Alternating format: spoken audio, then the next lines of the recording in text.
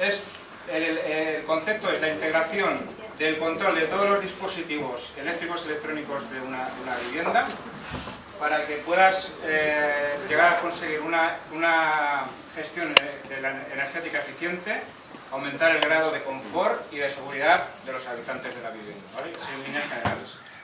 Entonces, ¿qué es esto? Esto así queda muy filosófico, pero viene a ser controlar la iluminación, la climatización, los equipos audiovisuales, los enchufes on-off, los elementos motorizados como las cortinas, las persianas, los toldos, todo orientado pues, a lograr una gestión energética eficiente y a mejorar el confort. Eso es, así a grosso modo, la domótica. Si trasladáis todo lo que acabo de decir a edificios en vez de a viviendas, pues pasa de llamarse domótica a llamarse inmótica. Pero viene a ser un poquito lo mismo, el control de los dispositivos para lograr una gestión eficiente de la energía, ¿vale? Y ahora pues mi ayudante Mar nos va a hacer una demostración. Mar y Eva nos van a hacer una demostración de qué cosas se puede hacer con la domótica. Entonces, por ejemplo, ahora entramos en este local y lo primero que podemos hacer cuando entramos es ejecutar una escena que sea la escena de entrada. ¿Verdad, Mar? Vamos a hacer la escena de entrada. La escena de entrada... Es un niño, ¿eh? Muy inteligente, pero niño. ¿Cómo es el niño? Vale, entonces la escena de entrada, por ejemplo, nos abre las persianas, las cortinas, ¿vale? Y con una sola pulsación en un panel táctil, pues haces el movimiento, el manejo de varios mecanismos a la vez, ¿vale? Eso es una escena. Aquí en este local hemos intentado... Y que eso es la prevención de riesgos laborales, es lo que son. Hemos intentado ambientarlo de forma que tengamos los dos conceptos, domótica y inmótica. Este área de aquí, donde tenemos el centro de la comida, es una oficina y aquí es donde hacemos un poquito la demostración de inmótica. En inmótica lo que se suele controlar principalmente es la climatización y la iluminación. Se pretende gestionar la energía de forma eficiente para conseguir una sostenibilidad medioambiental, no que está muy de moda esta palabra ahora.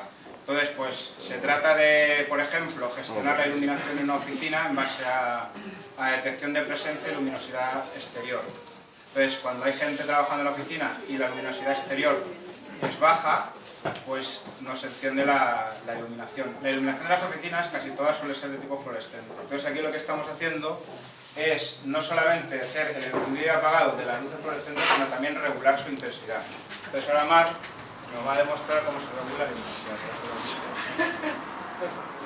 Está siendo mal. Y ahora vas al 2. Al 2. Y eliges una zona que es ese de fluorescente y ahora con la ruedecita maneja mira la ruedecita.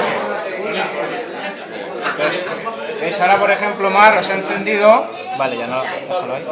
Vale, no lo subas. Al 50% una luz fluorescente. Cógete por ejemplo esa de al lado y esa ponla al 100%. Al tope. A tope. Dale vueltas hasta que a tope. ¿Veis? Para que veáis la diferencia de encenderlo al 100%. Entonces, imaginaos en una oficina que tiene 50 o 60 luces fluorescentes, si las tiene todas encendidas al 100% todo el día, pues consume muchísimo. Entonces, lo que se pretende es que durante las horas de luz solar la intensidad sea baja, siempre y cuando haya gente en la oficina trabajando. Si no hay gente, pues las apagaría, ¿vale? Un poquito la idea... En base con detectores de presencia y de luminosidad de forma automática, sin que nosotros interactuemos manualmente, ¿vale?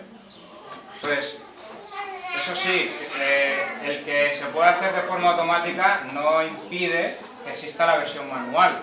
Ahí detrás de Julia están los pulsadores para poder hacer esto de forma manual, ¿vale? O sea que ahora Julia podría dar... podría bajarnos las persianas y las cortinas, ¿veis? De forma manual.